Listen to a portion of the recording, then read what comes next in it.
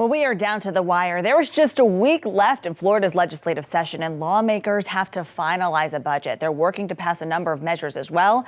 Aaron Parsegian covers all of this for us with This Week in Politics. Aaron, what can we expect?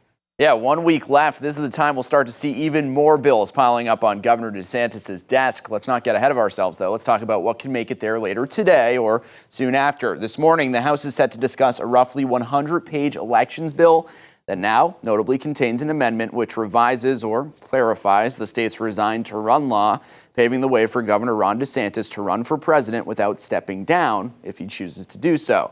No announcement there yet. Look, I'm being a little selfish here. If Ron DeSantis, the governor, runs for president and doesn't win, he's done such a great job for Florida. I want him to stay around. The governor of 23 million people is going to spend a year and a half going around this entire huge country and not govern the state.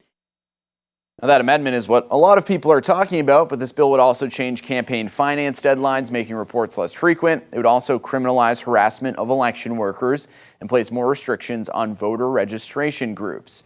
Meantime, lawmakers need to make sure this place and as a whole, the state keeps running. They're in the thick of budget talks to finalize one before they wrap up session. On another note, tenant groups are closely watching a bill in the Senate today that would scrap local tenant bills of rights and hand power over to the state. Cities, including right here in St. Pete, Orlando, and Miami, have their own local housing ordinances. They became more prevalent during the start of the pandemic.